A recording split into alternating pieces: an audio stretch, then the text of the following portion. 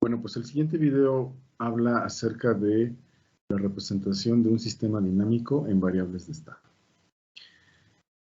¿Por qué es importante esta representación? Bueno, pues todo el control moderno está basado en esta representación, donde no hacemos un cambio de dominio, es decir, a diferencia de la función de transferencia, que trabaja en el dominio de la frecuencia, el control moderno, utilizando variables de estado, trabaja en el dominio del tiempo. No es necesario hacer una transformación para su análisis y diseño. Aún así, bueno, la función de transferencia presenta ventajas con respecto a la representación de variables de estado, pero presenta varias limitaciones. Las ventajas es que es una herramienta muy poderosa, es una herramienta mucho más estudiada que el control moderno porque tiene más tiempo y permite diseños muy simples utilizando herramientas inclusive gráficas. Sin embargo, entre las desventajas de la función de transferencia y del control clásico es que solo se puede aplicar a sistemas LTI, es decir, lineales e invariantes en el tiempo. Solo se puede aplicar a sistemas SISO, es decir, de una sola entrada y una sola salida. Y solo se puede aplicar a sistemas que tengan parámetros concentrados. Mientras que la representación en variables de estado rompe con todas estas limitantes que tiene el control clásico. Es decir, un sistema dinámico representado en variables de estado puede incluir sistemas no lineales, sistemas variantes en el tiempo, sistemas MIMO, es decir, de múltiple entrada y múltiple salida, y sistemas de parámetros distribuidos. Ahora, vamos a definir la representación de variables de estado, pues obviamente está basada en una noción que se llama el estado. Y el estado lo podemos definir como el conjunto de variables mínimas para representar la dinámica de un sistema. El número de estas variables mínimas queda definido por el orden del sistema. Una vez que tenemos este número de variables mínimas para representar la dinámica, podemos definir lo que es el vector de estado. Y el vector de estado es un vector como este, es un vector columna, que está formado por esas variables esas variables mínimas que representan la dinámica de un sistema. Entonces, el vector se representa comúnmente con la letra X, y los elementos que lo forman pues son desde x1, x2, así hasta llegar al enésimo elemento del vector, que es el x sub n, donde, como acabamos de decir, pues n es el orden del sistema que define el número de elementos que va a tener ese vector. Asimismo, como decía, la representación en variable de estados pues permite tener sistemas MIMO, es decir, tener muchas entradas, lo que nos permite definir entonces lo que es el vector de entradas, donde si m es el número de entradas del sistema, el vector va a estar formado por U1, U2 y así respectivamente hasta la UM entrada del sistema. Y también podemos tener un vector de salidas. Si P es el número de salidas del sistema, entonces el vector de salidas va a estar formado por esas P salidas desde Y1 hasta YP. Algo muy importante en la representación en variable de estado, como les decía, es que no cambiamos del dominio. Siempre estamos en el dominio del tiempo.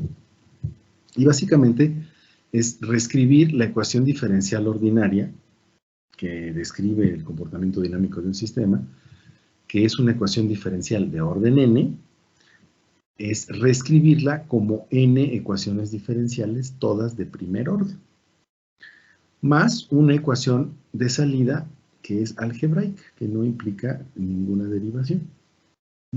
Esta ecuación algebraica de salida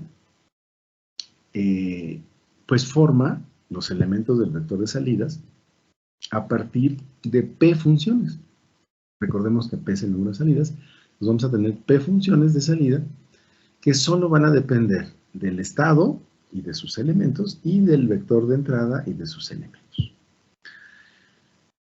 Por su parte también, cada uno cuando yo derivo el vector de estado, pues voy a tener entonces la derivada de cada uno de sus elementos, desde x1 punto hasta xn punto.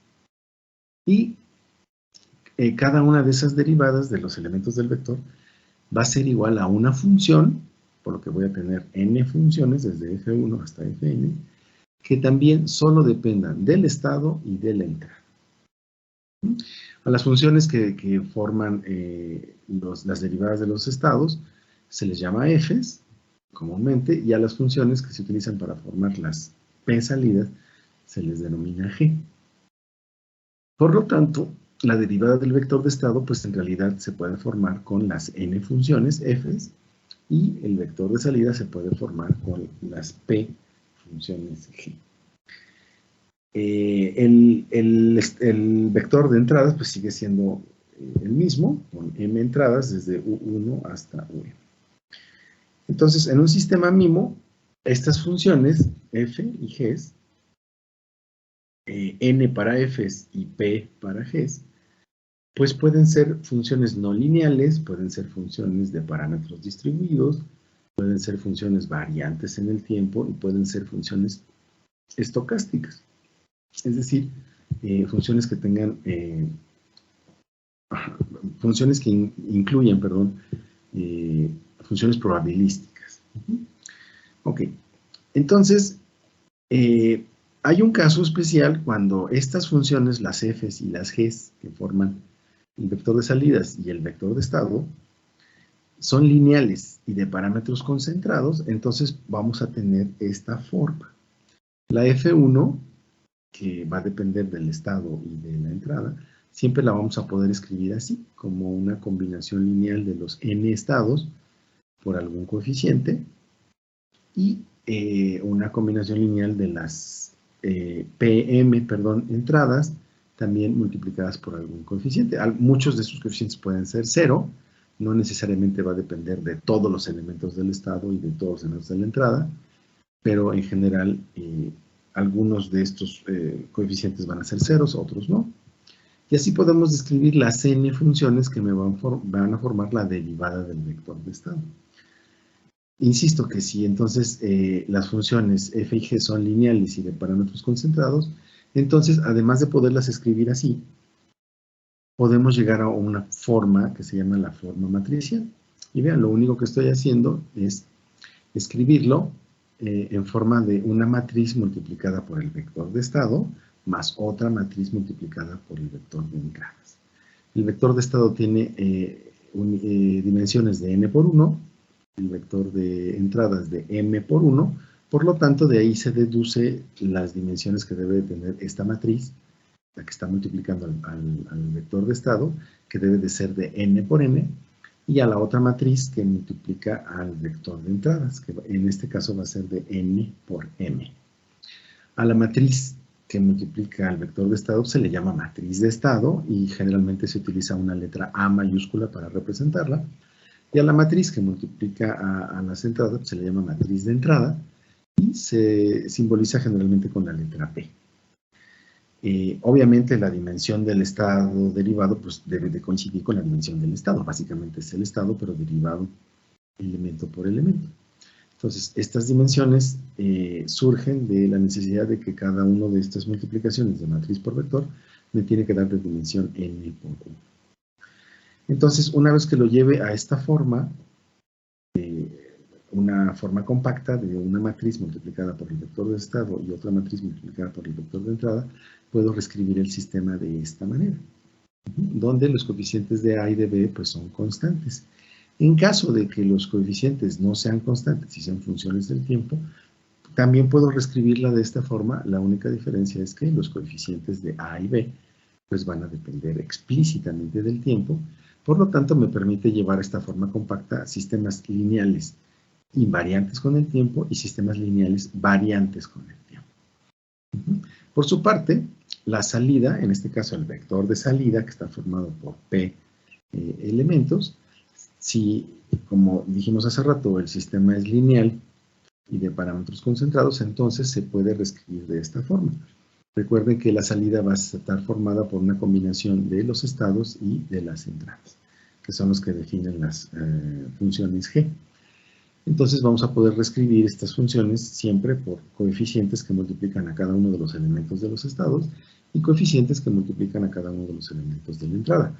Como decía, muchos de ellos pueden valer 0, pero en forma general se consideran todos. Entonces, las P salidas van a ser estas combinaciones lineales entre elementos del vector de estado y elementos del vector de salida. Como podemos escribirlo de esta manera, podemos llevarla a esta forma matricial también, donde el vector de salida, que tiene dimensiones P por 1, puede ser representado por una matriz que multiplica el vector de estados más otra matriz que multiplica el vector de salidas. Muy parecido con lo que tenemos con la derivada del estado. Solo que aquí la multiplicación de esta matriz por el vector pues me tiene que dar las dimensiones P por 1. Por lo tanto, como el vector de estado es de n por 1, las dimensiones de esta matriz, que regularmente se le llama matriz C y se le llama matriz de salida, debe de ser de P por n. Mientras que la otra matriz que multiplica el vector de entradas, que generalmente se denomina con la letra D mayúscula, pues debe de tener dimensiones de P por n. Con estas dimensiones adecuadas, ambos elementos de la suma me van a dar dimensiones de P por 1. Y yo puedo llevarlo una vez que conozco y propongo los elementos de la matriz C y de la matriz D, puedo llegar a esta forma compacta en donde tengo simplemente el vector de salida va a ser igual a la matriz C por el vector de estado más la matriz D por el vector de entradas. Como pueden ver, como les dije hace rato, aquí no hay ninguna derivada, se trata de una ecuación algebraica llamada ecuación de salida. Y por último, la matriz D se le llama la matriz de transferencia directa porque, como podemos ver aquí, esta es la representación en diagrama de bloques de este sistema, incluyendo la ecuación 2 y la ecuación 1, que es la ecuación de estado. Entonces podemos ver aquí que tenemos un bloque integrador al cual le introducimos la derivada del vector de estado. Su salida de este bloque va a ser el vector de estado mismo, multiplicado por A y sumado por U por B, me va a dar entonces la derivada del vector de estado.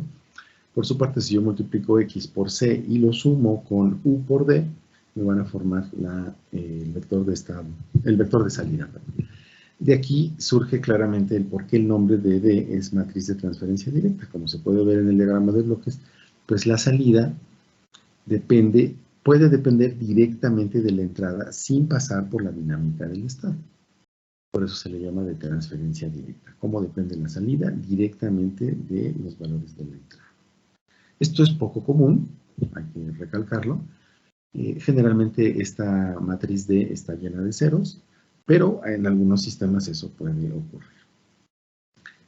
Finalmente, bueno, esta es la forma compacta de representar el sistema en variables de estado, pero para un sistema MIMO, donde tenemos un vector de entradas y un vector de salida. ¿Qué pasa si tenemos un sistema SISO donde solamente hay una entrada y una salida? Bueno, entonces el sistema se simplifica.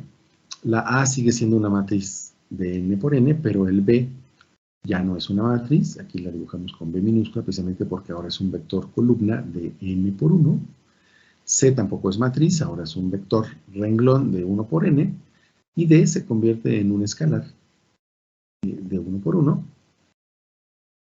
por las dimensiones de la salida. Y en este caso de la única entrada, pues forzosamente debe ser de 1 por 1 para que me dé una dimensión de 1 por 1. Entonces, en el sistema SISO se simplifica y la única que queda como matriz sigue siendo la ecuación, la matriz de estado, la matriz A. Esta sería la forma de representar el mismo sistema en bloques funcionales, en diagrama de bloques. Y algo muy importante es que si yo le saco la transformada de Laplace y sustituyo los valores de x punto por s por x de s, etcétera, etcétera, y reduzco el diagrama de bloques, voy a llegar a la función de transferencia que también puedo determinar de forma analítica. En ese sentido hay una forma de pasar de llegar analíticamente a la función de transferencia sin hacer la reducción del diagrama de bloques, que es yo tomo las dos ecuaciones del sistema representado en variable de estado, la primera llamada ecuación de estado y la ecuación de salida, le saco su transformada de Laplace, llegando a las ecuaciones 3 y 4, y después de la ecuación 3, pues yo despejo esta AX ds que está del lado derecho, la paso del lado izquierdo restando y factorizo el x de s. Para eso tengo que inventarme aquí, como s es un escalar de 1 por 1 y x de s es un vector, tengo que multiplicarlo por la identidad para poder hacer la factorización del vector. Una vez que tengo si menos a multiplicado por x de s para su despeje, pues multiplico toda la ecuación por si menos a inversa, lo que me va a dar aquí la matriz identidad, que puedo obviar, y entonces yo voy a tener que la transformada de Laplace del vector de estado va a ser igual al inverso de si menos a, que es una matriz de n por n, multiplicado por b y por el vector, la transformada de Laplace del vector de n. Después sustituyo esta ecuación 5 en la ecuación 4, que es la ecuación de salida, y voy a llegar entonces a esta expresión. ¿Sale? Voy a considerar por lo pronto que el término de transferencia directa d vale 0, como en la mayoría de los casos, y voy a llegar entonces a esta ecuación 6. Dicho sea de paso, no es la ecuación que aparece más comúnmente en los libros, ya que la inversa de una matriz se suele encontrar como la división de la adjunta entre el determinante de la matriz, y así es como generalmente vienen los libros de control. Pero bueno, esto es correcto, es una forma de expresarlo, y es la forma en cómo yo transformo, si conozco la representación en variable de estado, cómo la transformo a una función de transferencia de forma analítica. ¿Y cómo hago lo contrario? ¿Cómo paso de una función de transferencia a variable de estado? Pues vean, la función de transferencia siempre va a tener esta forma. Siempre vamos a tener un polinomio en el numerador de orden m, que me representa a las m entradas, y un polinomio en el denominador de orden n, que coincide con el grado, perdón, con el orden del sistema. Un polinomio de grado n, perdón, que coincide con el orden del sistema. En ese sentido, bueno, casi siempre la A0 es unitaria porque vengo de una función de transferencia normalizada. Entonces esta A0 la puedo quitar del análisis. Recordemos entonces que m es el grado del polinomio del numerador y n el grado del polinomio del denominador. Muchas veces las coeficientes que multiplican a las entradas derivadas valen 0, es decir, desde B0 hasta Bm-1, esos términos valen 0, y realmente solamente tenemos el término independiente, que es B sub m. Despejamos de la función, paso multiplicando la u de s por ese único coeficiente, y antitransformo la ecuación 2 para llegar a esta ecuación 3. Voy a quitar esto, donde voy a tener entonces pues la salida con su enésima derivada, su n-1 derivada, y así hasta llegar hasta la primera y a la salida sin derivar. Y del lado, esto del lado izquierdo y del lado derecho voy a tener la entrada multiplicada por ese coeficiente b sub m. Aquí hay dos formas de hacerlo. Una es por variables de fase. Esa es la forma más simple. Lo único que tengo que hacer es escoger como elementos del vector de estado a la salida y sus derivadas hasta n-1 de sus derivadas. Y así es como yo escojo los elementos del vector de estado.